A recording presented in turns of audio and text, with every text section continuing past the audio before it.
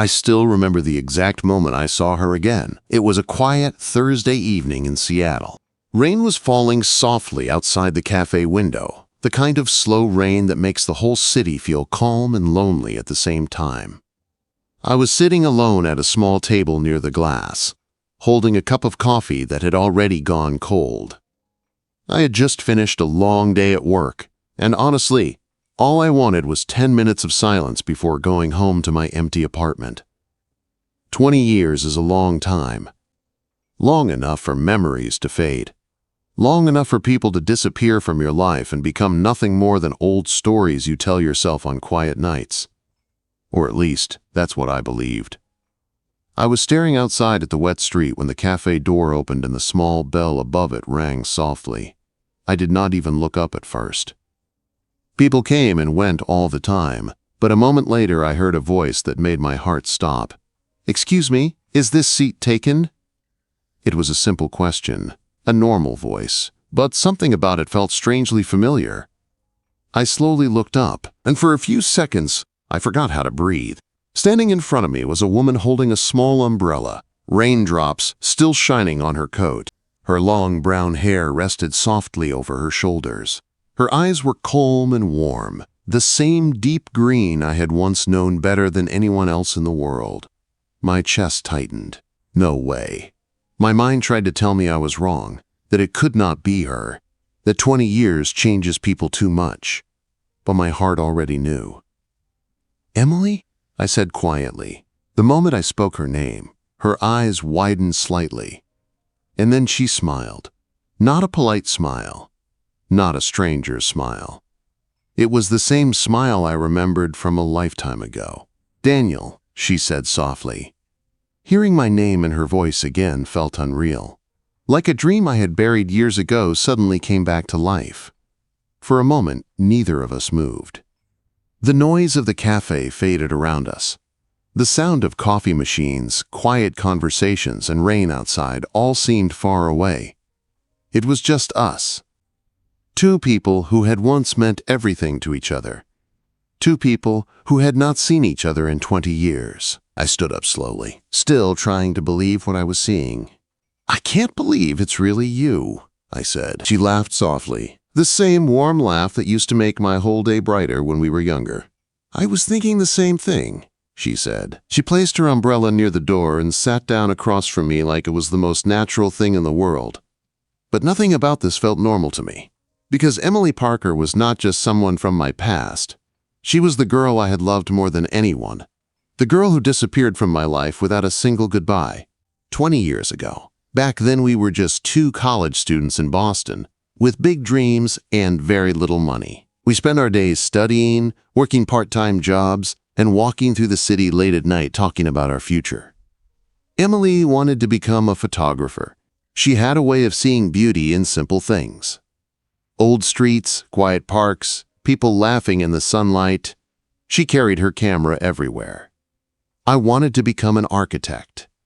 I spent hours drawing buildings and imagining cities that did not exist yet. We were young, and we believed life would keep us together forever. I remember the last night we spent together like it happened yesterday. We were sitting by the Charles River, watching the lights from the city reflect on the water. The wind was cold, but Emily leaned against me and said she never felt warmer anywhere else. That night she promised we would always find our way back to each other. But the next morning she was gone. Her apartment was empty. Her phone was disconnected. No message, no explanation, nothing.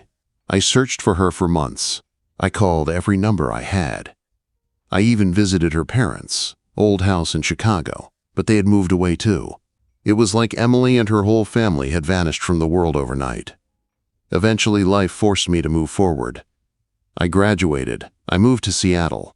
I built a career, made new friends, and tried to convince myself that the past was just the past. But the truth is, some people never really leave your heart. And Emily Parker was one of them. Now she was sitting right in front of me again, gently holding a cup of coffee the waitress had just placed on the table. "You look different," she said with a small smile. I laughed quietly. 20 years will do that to a person. She studied my face for a moment. "But your eyes are the same," she said. "I would recognize them anywhere." Her words made my chest feel strangely warm. For a second, I almost forgot all the questions that had lived inside me for 2 decades. Almost. "Emily," I finally said, my voice calm but serious. She looked up at me. "Yeah?" I took a slow breath. "Why did you disappear?" The question hung in the air between us. Her smile slowly faded. She looked down at her coffee for a few seconds, like she was trying to gather the courage to say something she had carried for a very long time. Then she looked back at me, and the sadness in her eyes told me something was very wrong. "Daniel," she said quietly, "I never wanted to leave you." My heart began to beat faster.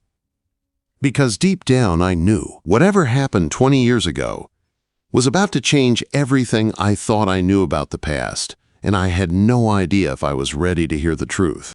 For a few seconds I just stared at her. Those words kept echoing in my mind. I never wanted to leave you. For 20 years I had believed something different.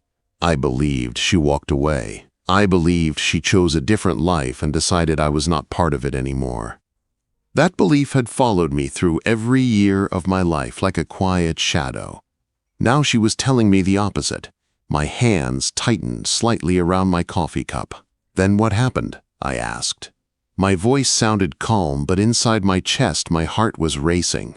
I was afraid of the answer, but I needed to hear it. Emily took a slow breath and looked out the window for a moment. Rain was still falling on the street, and the reflection of the city lights moved across the glass. "When we were in college," she began softly, "my dad had a business that was not doing well. I did not tell you much about it back then because I did not want you to worry." I remembered her father, a quiet man who worked long hours and rarely talked about money. Emily continued, "One night he came home looking more tired than I had ever seen him. He sat me down and told me we were in serious trouble. His company had debts he could not pay." She paused and rubbed her hands together slowly. I thought it was just money problems at first, but it was more complicated than that. I leaned forward slightly, listening carefully. "My dad had borrowed money from the wrong people," she said quietly. The way she said those words made the air around us feel heavier. "People who do not forgive easily when you cannot pay them back." My stomach tightened. "What does that have to do with you leaving?" I asked. Emily looked at me, and for the first time I saw fear behind her calm expression. "They threatened him," she said. "They told him if he did not pay them soon, they would come after his family." A cold feeling ran through my chest. "You mean you?" She nodded slowly. "My dad tried everything to fix it. He sold almost everything we had.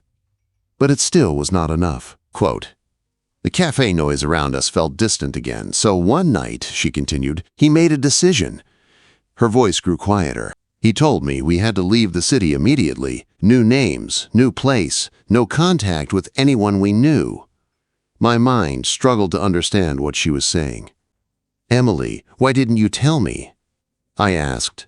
Her eyes softened with sadness. "I wanted to," she said. Her fingers slowly traced the edge of her cup. "That night by the river, when we talked about our future, I almost told you everything." I remembered that night clearly. The wind, the lights on the water, the way she held my hand like she never wanted to let go. "But if I told you," she continued, "you would have tried to help. You would have tried to stay with me." She looked straight into my eyes. "And that would have put you in danger too." I opened my mouth to speak, but no words came out. She was right. Back then I would have followed her anywhere. "I begged my dad to give me one more day," she said quietly. "I wanted to talk to you. I wanted to explain everything." Quote, her voice cracked slightly, "But the people he owed money to showed up earlier than expected." My chest felt tight. They came to our house that morning. I could see the memory in her eyes now, the fear, the chaos. "My dad rushed me into the car," she said. "He told me there was no time. We had to disappear that same day." "And you never came back," I said softly. She shook her head. "We moved across the country. Changed everything. I could not call you. I could not send letters. My dad was terrified they might track us." 20 years suddenly felt very real. "All that time," I said quietly, "I thought you just left." Quote, Emily's eyes filled with regret. "I know," she whispered. I hated myself for it. For a moment, neither of us spoke. The rain outside grew heavier, tapping softly against the window. "After a few years," she said, "the people my dad owed money to disappeared from our lives. The debts were eventually settled." I looked at her carefully. "Then why didn't you come back?" That question had lived inside me for 2 decades. Emily looked down again. "I tried to find you," she said. My heart skipped. "You did?" She nodded. "But you had already moved away from Boston. I contacted old friends. Nobody knew where you went." That surprised me. After graduation, I left quickly for Seattle when I got my first architecture job. Back then, social media was not as easy as it is now. "I thought maybe you hated me," she said softly. The sadness in her voice was real. I thought she had moved on.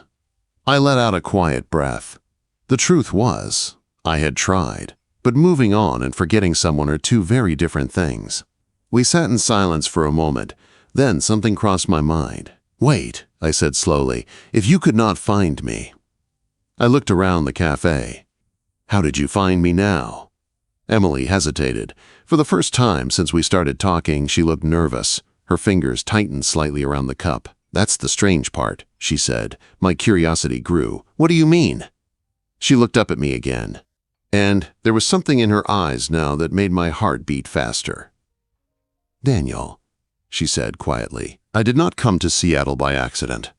I felt a strange feeling in my chest. "What are you talking about?"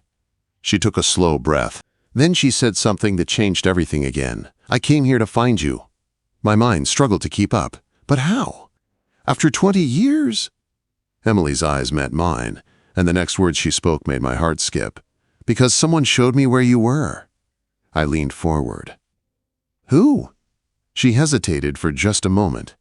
Then she said quietly, "Your daughter." For a moment, I thought I heard her wrong. The word stayed in the air between us like something unreal. "Your daughter." My mind tried to process it, but nothing made sense. "My daughter?" I repeated slowly.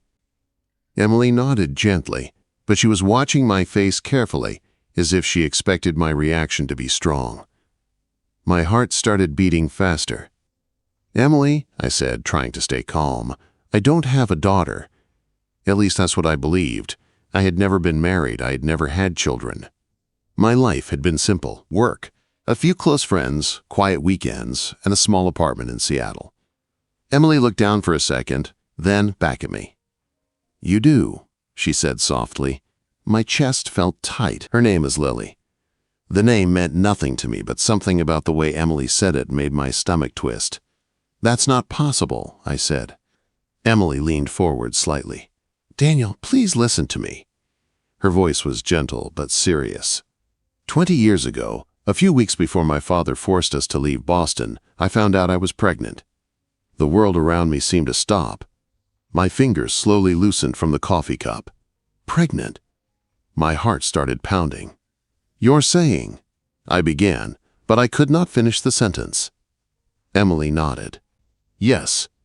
My thoughts raced back through time. That last winter in Boston, the long nights studying together, the walks through the snowy streets, the quiet apartment where we spent hours talking about the future. We were young and in love and careless. "You never told me," I whispered. Tears formed in her eyes. "I wanted to." Her voice trembled slightly now. "When we sat by the river that last night, that's what I planned to tell you." The memory hit me like a wave. That night felt warm and peaceful in my mind. I had no idea she was carrying such a secret. "But everything changed the next morning," she continued. "When my dad rushed us out of the city, I did not even have time to think." My chest felt heavy. "So you left, and you were pregnant?" She nodded slowly. "Yes." For a moment, neither of us spoke. The sound of rain outside filled the silence again. "What happened?" I finally asked quietly. Emily wiped her eyes gently. "I gave birth 6 months after we moved," she said. "A little girl." A strange feeling spread through my chest. Fear, shock, and something else I could not explain. "What is she like?" I asked before I could stop myself. Emily smiled softly through the tears. "She looks like you." My heart skipped. "She has your eyes," she continued. The same calm blue eyes. I leaned back in my chair, trying to absorb everything. 20 years. All that time, somewhere in the world, I had a daughter and never knew it. "Why didn't you try harder to find me later?" I asked.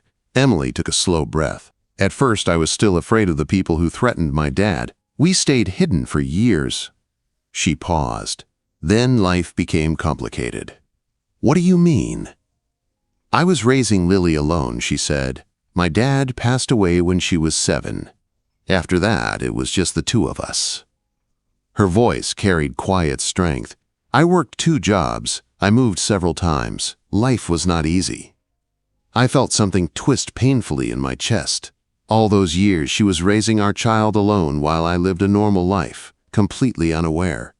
"I'm sorry," I said softly. Emily shook her head immediately. "No, none of this was your fault." She looked at me carefully. "I thought about telling Lily about you many times when she was young, but I did not know where you were, and I did not want to give her hope that might break her heart." I understood that. "But eventually," she continued, "when she turned 18, I told her everything." Quote, my heart beat faster again. "You told her about me?" Emily nodded. "Yes." I imagined a young woman hearing about a father she had never met. "What did she say?" I asked. Emily smiled faintly. She asked one question. "What? Where is he?" My chest tightened. "So she started looking for you." That surprised me. "How?" Emily laughed quietly. "She's very smart. Much smarter than I ever was with technology." I smiled slightly at that. "She searched online," Emily explained. "Old college records, architecture firms, news articles." It suddenly made sense. I had worked on several large building projects in Seattle over the years. My name had appeared in a few local articles. 3 months ago," Emily continued, "she found a photo of you in an interview for a new building project." My stomach turned. "She recognized my eyes in your face." I did not know what to say. "Then she told me," Emily said. "She said, 'Mom, I think I found him.'" Quote. The idea felt unreal. "My daughter found me," I whispered. Emily nodded. "She begged me to come here." "And you did." Quote. "Yes." I looked around the cafe again. "So where is she?" Emily hesitated. Then she glanced toward the cafe door. My heart skipped again. "She's here," I asked quietly. Emily nodded slowly. "She wanted to meet you tonight." My chest tightened with a mix of emotions I had never felt before. Excitement. Fear. Hope. "Is she outside?" I asked. Emily looked toward the door again. She said she needed a moment before coming in. I turned slightly in my chair, staring at the entrance. For 20 years I believed my life was simple. Now, suddenly everything had changed. Somewhere just outside that door was a daughter I had never met. And in a few seconds, my life was about to change forever. My eyes stayed fixed on the cafe door. My heart was beating so hard I could almost hear it in my ears. For 20 years I believed my life was simple. I believed my story was already written. But now everything felt different. Somewhere outside that door was my daughter. A daughter I never knew existed. I looked back at Emily. "What if she changes her mind?" I asked quietly. Emily smiled gently. "She won't." Before I could say anything else, the cafe door opened. The small bell above it rang softly. I felt my chest tighten. A young woman stepped inside, shaking the rain from her coat. She paused near the entrance for a moment, looking around the cafe like she was searching for someone. Then her eyes found our table, and everything inside me stopped. She had the same calm blue eyes. My eyes. Her hair was dark brown like Emily's, and her face carried a soft kindness that felt strangely familiar. She looked nervous but also determined. Emily turned slightly in her chair. "Lily," she said warmly. The young woman walked slowly toward our table. Every step felt like time moving in slow motion. When she reached us, she stopped and looked directly at me. Up close it was even more clear. She really did look like me. For a moment, none of us spoke. Then she took a small breath. "Hi," she said softly. Her voice was gentle, but steady. I stood up slowly from my chair. "Hi," I answered.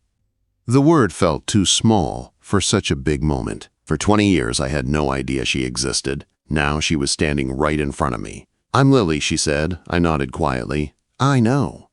She smiled nervously. "I guess this is a strange way to meet your dad." Her words hit my heart harder than anything else that night. Your dad. I had never heard anyone call me that before. "I'm sorry," she said quickly. "That probably sounded weird." "No," I said softly. "It didn't." My voice was not as steady as I wanted it to be. It actually sounded really nice. Lily's shoulders relaxed slightly. She looked at me carefully.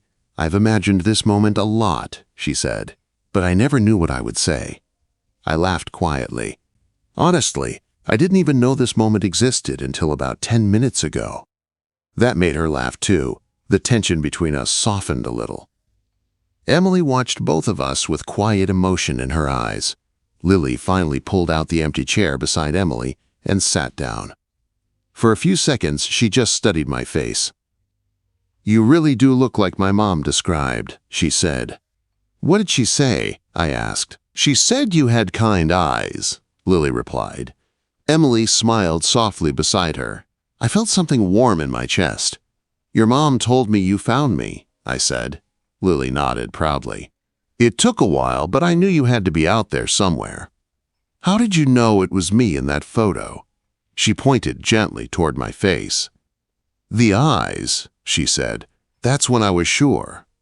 I laughed quietly. "I guess I should thank my eyes then." She smiled again. The more we talked, the more comfortable things started to feel. It was strange, but also natural at the same time. Like meeting someone new and familiar all at once. After a few minutes, Lily asked a question that surprised me. "Can I ask something?" "Of course," I said. "Are you angry?" she asked softly. The question caught me off guard. "Angry?" She nodded. "About everything that happened." I looked at Emily. She watched me quietly, waiting for my answer. 20 years ago, I was heartbroken when she disappeared. For a long time, I carried confusion and pain. But now I knew the truth, and sitting in front of me was the result of a love that never truly disappeared. I looked back at Lily. "No," I said gently, "not angry." Her shoulders relaxed with visible relief. "I was afraid you might be." "Life is strange sometimes," I continued, "but some surprises are good ones." Lily smiled warmly. Then she said something that made my heart feel even fuller. "I always wondered what it would feel like to meet my dad." She paused. "I think it feels right." I felt emotion rise in my chest. Without thinking, I opened my arms slightly. "Can I give you a hug?" I asked. Lily stood up immediately. "Yes." When she hugged me, something inside me changed. For years, I believed a piece of my life was missing and I never knew why. Now I understood. When we finally stepped back, Emily wiped a small tear from her eye. "I think this turned out better than any of us expected," she said softly. I looked at both of them sitting there together. Emily, the woman I once loved more than anything. And Lily, the daughter I never knew I had. 20 years ago, I thought Emily had become just a memory. But now I realized something important. Some memories are not meant to stay in the past. Sometimes, they come back to give you a second chance at the life you were meant to have.